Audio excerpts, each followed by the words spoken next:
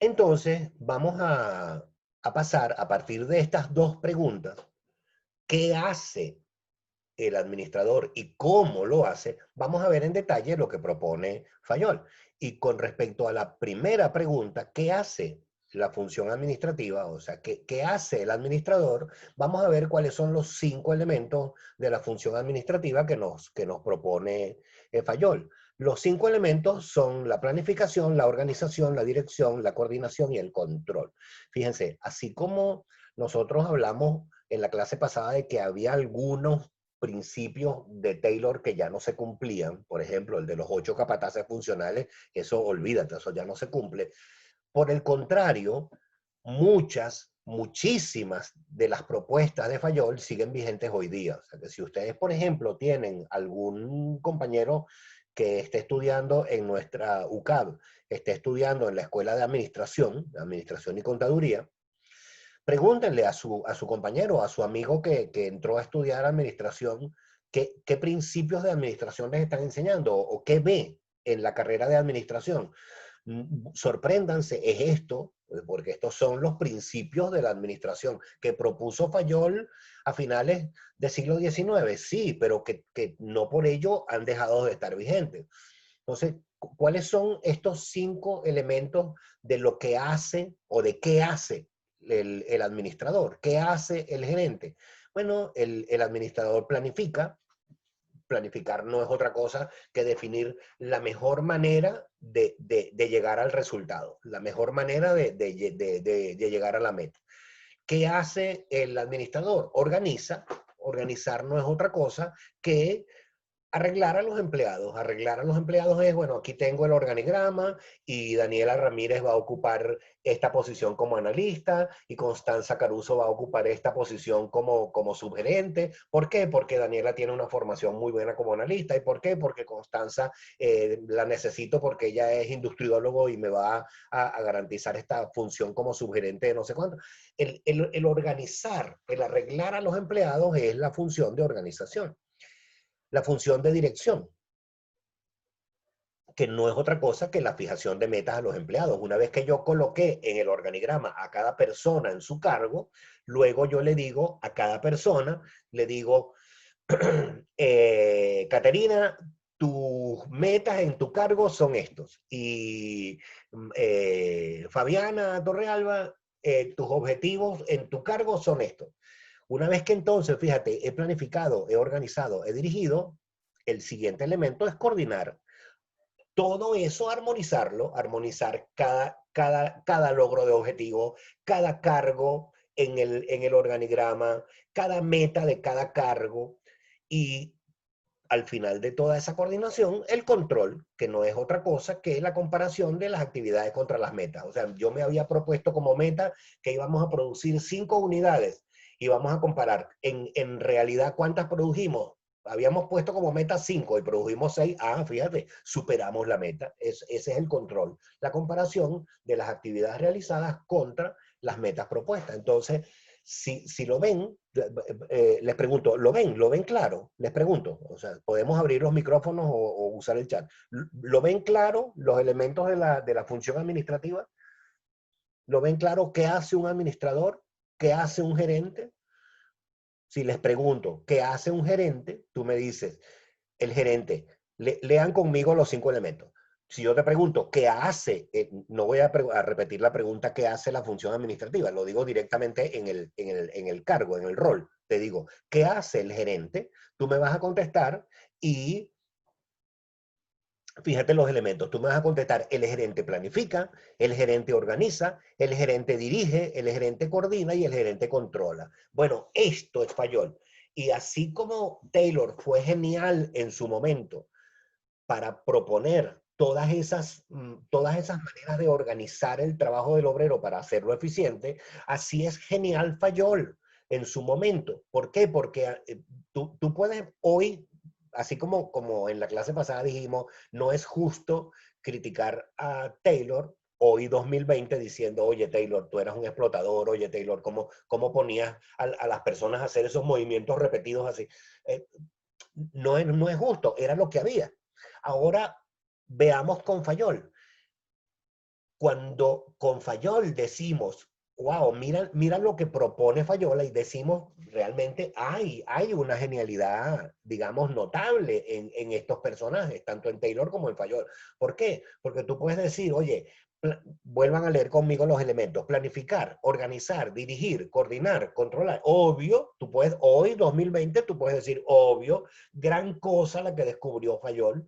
Si eso es obvio, es evidente que el gerente planifica, es evidente que, sí, es evidente hoy, pero en aquel momento nadie lo había puesto en tinta sobre papel, nadie lo había escrito, nadie lo había, digamos, pensado y descubierto. Esa es la genialidad de Fayol. La genialidad de Fayol es entender a la administración, como les digo, de arriba hacia abajo, y entendida la administración, decir cómo hago a la administración eficiente, cómo hago que esto funcione mejor, cómo busco la máxima eficiencia, comprendiendo a la administración, comprendiendo a la gerencia, y en la comprensión de la gerencia, mira lo que propone, una cosa que hoy te podrá sonar como obvia, el gerente coordina, sí, obvio, ajá, pero en aquel momento fue una genialidad, en aquel momento nadie antes lo había escrito, nadie antes lo había pensado, en pensamiento organizativo, primer pensador que propone esto. Y de hecho, como les digo, hoy día los estudiantes de administración, lo que estudian de administración de empresas es muchas cosas de estas, pues. Y ahora vamos a pasar a la segunda pregunta. En la segunda pregunta ya sabemos qué hace el gerente, ahora preguntamos ¿y cómo lo hace? Y en el cómo lo hace, Fayol nos responde diciendo, bueno, los gerentes, ¿cómo lo hacen? Lo hacen a través de los principios de gerencia. Esos principios de gerencia son lo que se llama y lo que se conoce como el fayolismo. O sea, si nosotros queremos resumir los aportes de Fayol, o digamos las propuestas de Fayol en lo que llamamos fayolismo, ese fayolismo son estos cuatro principios, los principios de estructura, los principios de poder, me estoy ahorrando el adjetivo, o sea, dense cuenta, para no decir cada vez estructura organizacional, poder organizacional, compensación organizacional, me voy a ahorrar el adjetivo y voy a decir solamente la palabra. O entonces, ¿cuáles son los principios que propone el fayolismo? Los principios de estructura, los principios de poder, los principios de compensación y los principios de actitud que vamos a ver a continuación. ¿Hasta aquí alguna pregunta o vamos siguiendo? ¿Estamos claros o vamos siguiendo?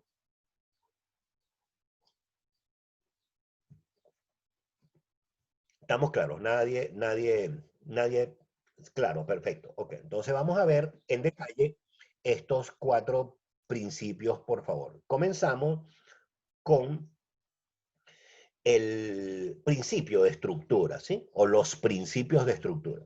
Entonces vamos con los principios de estructura. Por favor, no se me pierdan. Fíjate que la clase tiene una estructura y por favor no se me pierdan. Recuérdense. Como premisas, la empresa tiene funciones. De entre todas las funciones, la función administrativa o gerencial. Esa función administrativa o gerencial tiene unos elementos y además de esos elementos, la función administrativa o gerencial tiene estos principios. Vamos a ver en detalle estos principios y comenzamos por el primero, por el principio de estructura organizacional. Los principios de estructura organizacional son la cadena escalar, la unidad de mando, la unidad de dirección, la división del trabajo, el orden y el ámbito de control. No los vamos a ver todos porque, por ejemplo, no vamos a volver a decir división del trabajo cuando ya entendemos qué es división del trabajo con las clases anteriores. Entonces no vamos a llover sobre mojado con eso, pero vamos a ver cosas que sí son para ustedes importantes. Dentro de los principios de estructura que propone Fayol, Fayol propone lo que él llamó la cadena escalar. Fíjense la palabra, cadena escalar. Una escala es una escalera. ¿Okay? Una escala o escalera es algo que tiene tramos, que tiene escalones, que tiene pasos, o sea, un paso abajo, un paso más arriba, otro más arriba todavía. Entonces, en esa lógica de escala, en esa lógica de escalera, en esa lógica escalar, imagínate que esa lógica escalar está unida como cadena. Si tú te piensas cómo es una cadena, la cadena simplemente son eslabones que están unidos uno con otro. Entonces, en una cadena, tú no puedes romper los eslabones. Si tú rompes los eslabones, rompes la cadena. Y tampoco puedes saltarte un eslabón. O sea, para pasar de un eslabón a otro, tienes que pasar de uno al otro, del otro al uno, del uno al otro. O sea, tienes que seguir los eslabones. A eso se refiere Fayol con su principio de la cadena escalar. Dentro de las organizaciones, para que las organizaciones sean eficientes, debe seguirse la cadena escalar. O sea, imagínate un organigrama con diferentes posiciones, con diferentes niveles jerárquicos, con líneas de autoridad, con líneas de comunicación, con líneas de jerarquía. Bueno, lo que nos propone Fayol en este principio de la cadena escalar es que por principio las empresas para ser eficientes tienen que seguir esa línea de autoridad. El presidente al vicepresidente, el vicepresidente al gerente al subgerente, el subgerente al... Así, tienes que seguir la cadena escalar. Pero junto con el principio de la cadena escalar, por favor, si tienen alguna duda, me pueden preguntar, porque me preocupa que estoy lanzando teoría y ustedes ni chillan, ni dicen nada, ni preguntan nada. Entonces, pues, si algo no está claro, por favor, manito levantada o me hablan por el chat, porque yo estoy disparando aquí teoría, pero ruda. Entonces, sigue Fayol proponiéndonos lo siguiente, a partir o además de la cadena escalar, de ese principio de la cadena escalar que tiene que obedecer toda organización para ser eficiente, o para ser eficiente desde el punto de vista de la administración, desde el punto de vista de la gerencia, cada posición en el organigrama tiene que tener unidad de mando y unidad de dirección. Unidad de mando y unidad de dirección. ¿Qué significa unidad de mando? Cada cargo debe reportar a un solo supervisor. O sea, que si tú ves a una posición en el organigrama, esa posición en el organigrama debería reportar a una sola posición superior. Por eso cuando tú ves en los organigramas, ves una posición y ves una línea que conecta a la posición de abajo, pero no ves que esa posición de abajo esté conectada o interconectada con varias líneas. No, las subo luego, María Claudia, no las he subido. Tengo que, tengo el punto está en que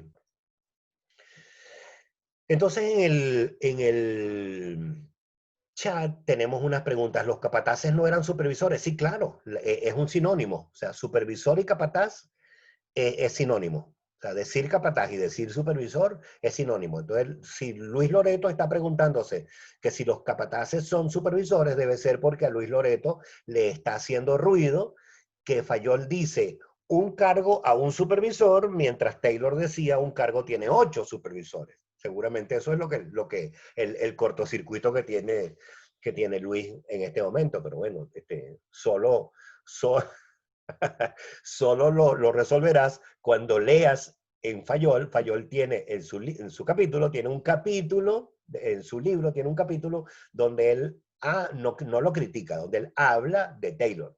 Y él hace una reflexión en función de las propuestas de Taylor, defendiendo su criterio de la unidad de mando. Cada cargo debe reportar a un solo supervisor.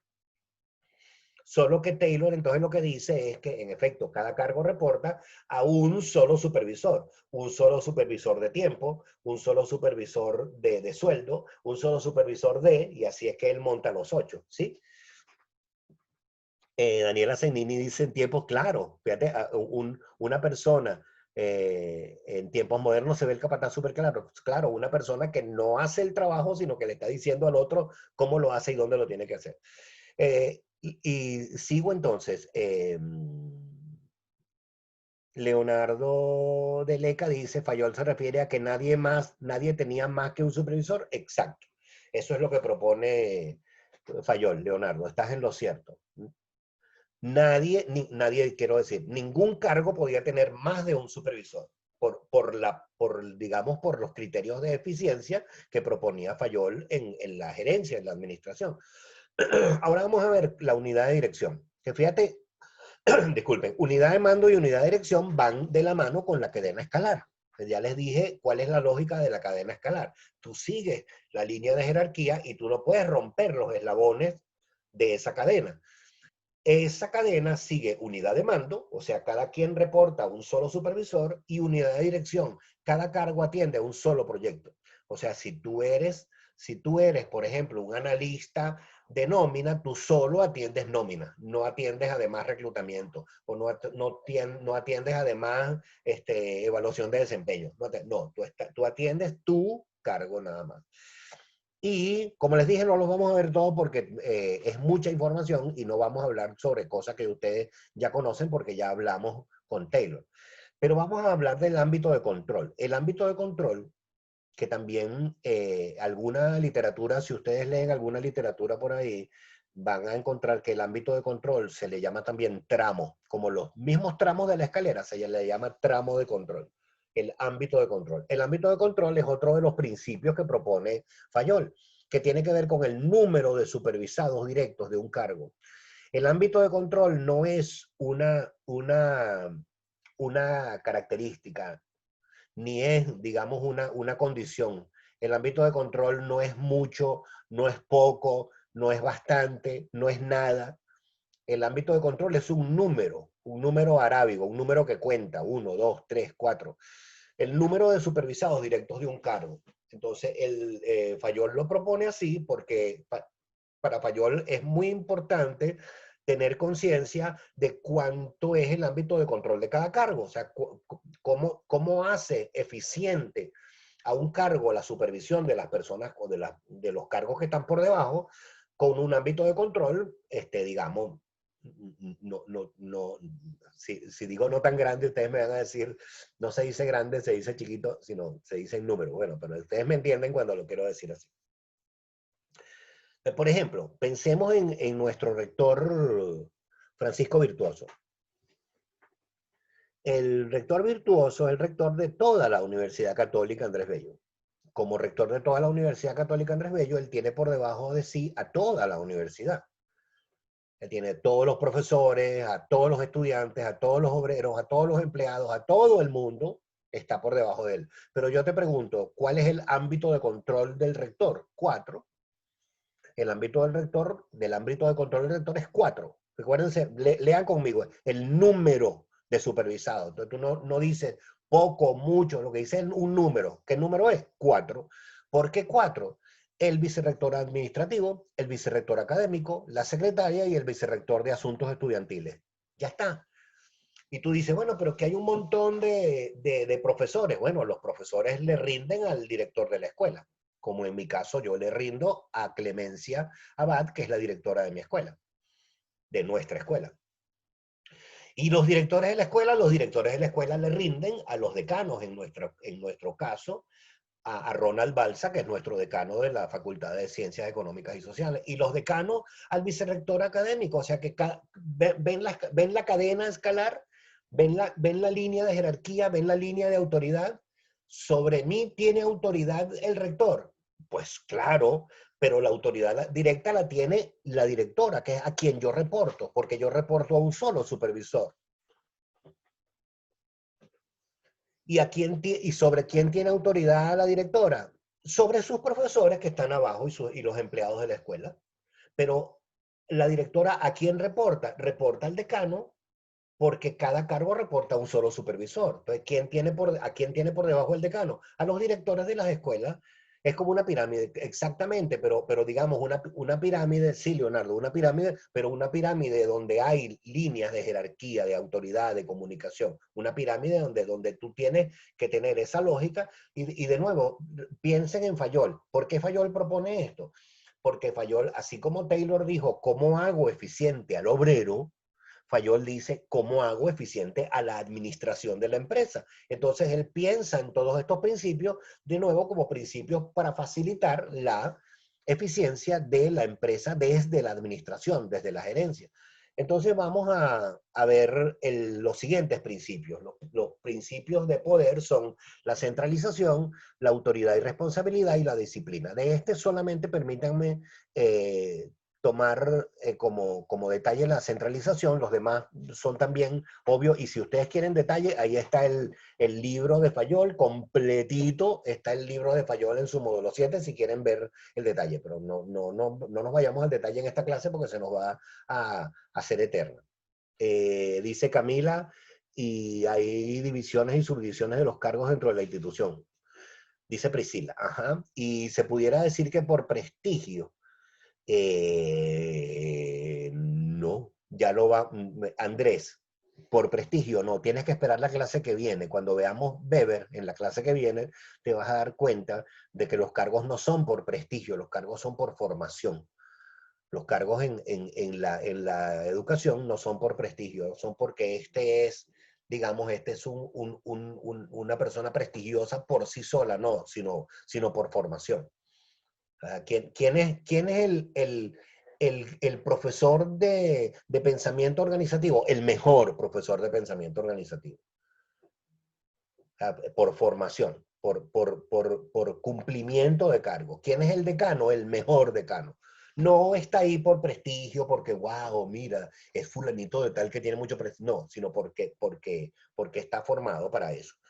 Y de mayor desempeño, obviamente, dice Luis. Pero veamos eso, permítame, en la clase que viene, porque justo con Weber, Max Weber, en la clase que viene, se ve eso. Se ve, y además que precisamente esa es la propuesta de Weber, que las personas en la organización entren por lo que saben y no por lo que son. Como por la trayectoria académica profesional, dice Priscila. Exacto. Lo vamos a ver en la clase de Weber el miércoles que viene, si Dios quiere. Las personas entran a la organización por lo que saben y no por lo que son. O por lo que aportan, pues, y no por lo que son. Entonces veamos, como principios de poder, veamos el principio de la centralización. Nos dice Fayol que como principio de eficiencia, las decisiones deben tomarse a nivel central. O sea que las decisiones deben tomarse a nivel del administrador, al nivel del gerente. A ver, paréntesis 2020.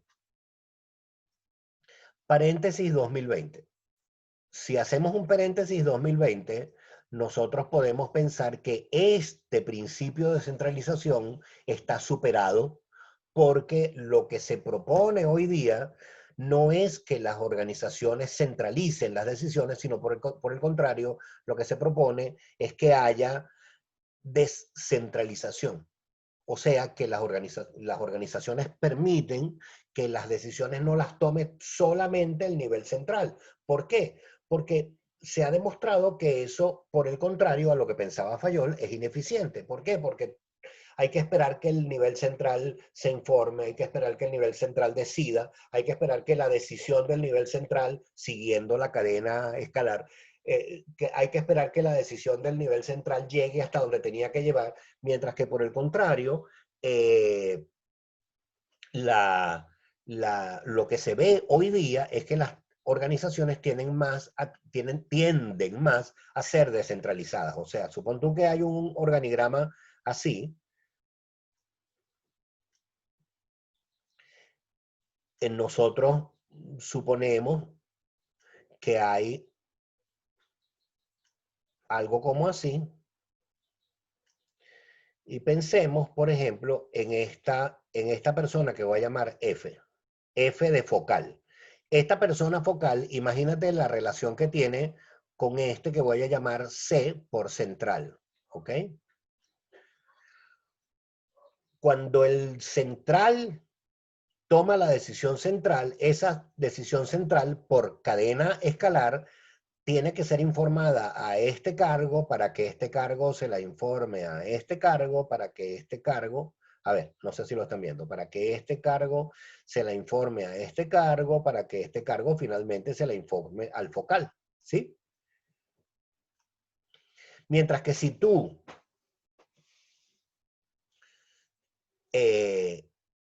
descentralizas, igual vas a tener a este decisor central decidiendo las grandes cosas de la empresa. O sea, tomando decisiones estratégicas, tomando decisiones que involucran a toda la organización hacia el futuro, pero puede haber decisiones más pequeñas, por ejemplo, decisiones de planificación del trabajo de la semana o algo así, que pueden ser tomadas por personas a otro nivel, que vamos a ubicarlo aquí, por ejemplo. Fíjate, aquí lo vamos a llamar D. Esta persona D. Esta persona D es un decisor que le pongo D porque es descentralizado. Descentralizado. O sea, no está tomando todas las decisiones el decisor central, que como te digo, el decisor central se guarda para él o para ella, guarda las decisiones más grandes, más importantes y que involucran a toda la empresa. Pero una decisión cotidiana, una decisión de planificación del trabajo diario, algo así, la puede tomar un decisor descentralizado perfectamente. Entonces, ello, eh, claro, claro, pero entiendo lo que dice Priscila en el chat, pero a lo que me refiero no es que haya conflicto de intereses, a lo que me refiero es que haya, que el central no se recargue de decisiones, sino que haya decisiones que puedan, por ser más pequeñas o tal vez menos importantes, decisiones que puedan fluir porque se hacen más abajo en la jerarquía. Y eso es lo que nos referimos cuando hablamos de distancia de poder. La distancia de poder, la distancia de poder es esta, vean. Cuenten conmigo cuántos niveles jerárquicos de distancia hay entre el cargo focal F y el decisor C. Veamos, un nivel, dos niveles, tres niveles. O sea que el cargo focal está a tres niveles de distancia de poder del decisor central. ¿Sí lo ven?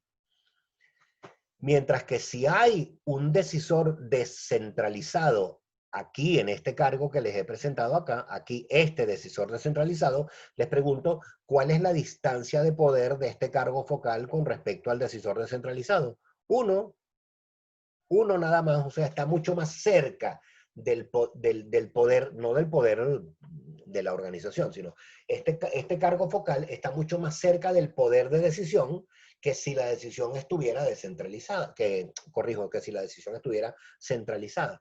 Si ven si ven este paréntesis 2020,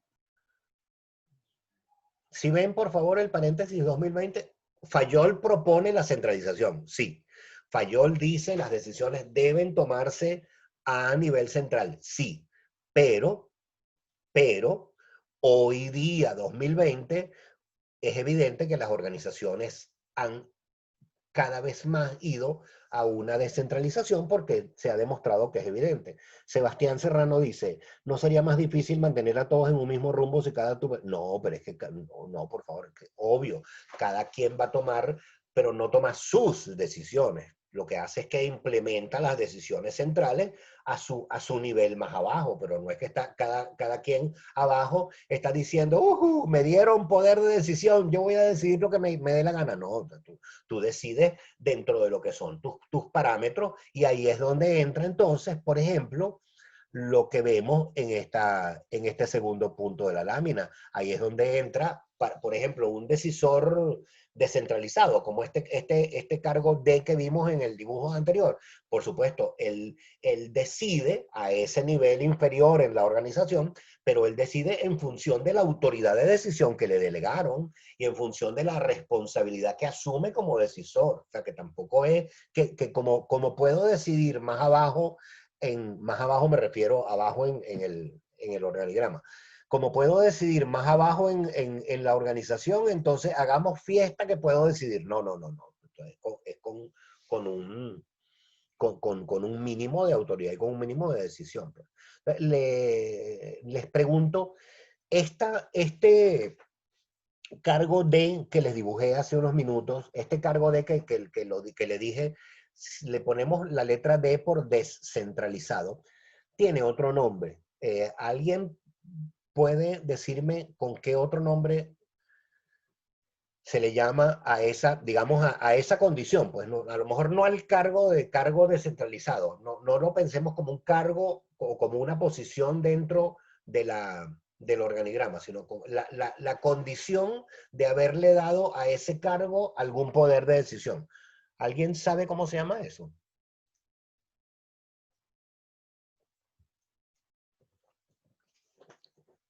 Jefe, no. Director, no. Empieza por E.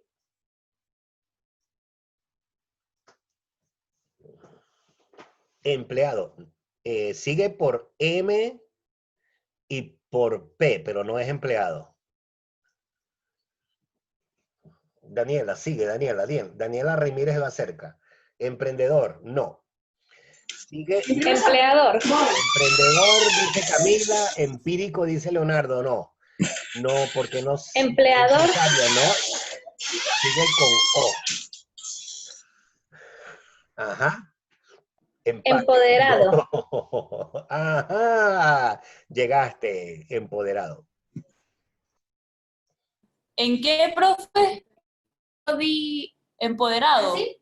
Claro. ¿Cómo que empoderado? Creo que nos imaginamos todos menos eso. Pero alguien dijo empoderado. ¿Quién dijo empoderado? Yo, Daniela. profe. Sí, lo Bueno. dijo Daniela. Ah, Eliani. No sé, alguien Yo dijo. lo dije, pero no pensé que fuera eso, pues. Ah, lo Yo dijo. lo dije, profe. Bueno, la pegaste. La pegaste. Eso se llama empowerment en inglés. Eso es que el decisor central decide. Y dentro de las decisiones que tomó el decisor central, el decisor decidió darle poder de decisión al que está más abajo. El decisor central decide empoderar al que está abajo para que el cargo de abajo también tenga poder de decisión. Lo empodera con poder de decisión. Como les dije, obviamente el decisor central se guardará para él las grandes decisiones que afectan estratégicamente a toda la organización. Pero, como ya les dije unos minutos, una decisión cotidiana, una decisión de planificación del día a día, una decisión, eso no tiene que molestarse el gerente general de la empresa. No, por favor, eso se puede decidir más abajo y para ello el decisor central otorga como parte de sus decisiones, decide, el central, decide otorgar poder a un cargo que está más abajo, lo empodera de poder de decisión. Eso es lo que se llama empowerment. ¿Qué dice por aquí? Ese poder otorgado por decisión depende, Leonardo, depende. O sea, a lo mejor yo te doy poder para que decidas A y B, pero C y D no tienes poder. Tipo, como cuando alguien va a vender una casa de otra persona y esa persona le tiene que dar como un documento que avale que esa persona tiene el poder para Exacto, vender. exacto. Por ejemplo, yo voy a vender mi casa y yo te puedo dar a ti un poder para que vendas mi casa, pero te di un poder para que vendas mi casa, no el carro, ¿sí?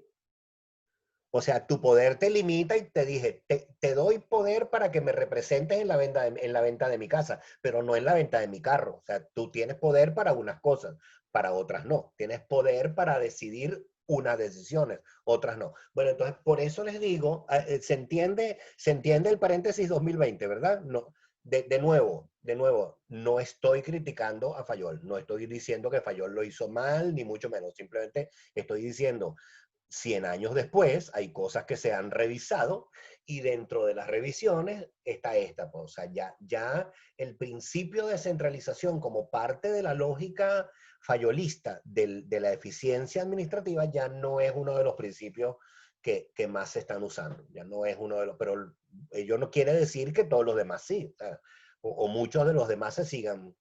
¿Y cómo se llama el empoderado antes del empleado? Simplemente es un empleado, un empleado que ocupa un puesto, un empleado que ocupa un rol. Solo que si el decisor central le dio a ese empleado poder de decisión, es un empleado empoderado, un empleado con empowerment, un empleado porque tiene el poder de decidir, pero de nuevo, como lo dijimos ahorita con el ejemplo de la casa, de decidir algunas cosas, no todas las cosas. Entonces, nos queda menos de un minuto. Se corta y nos volvemos a conectar, ya nos queda muy poquito, porque ya estamos terminando los principios y lo que nos queda es cerrar la clase.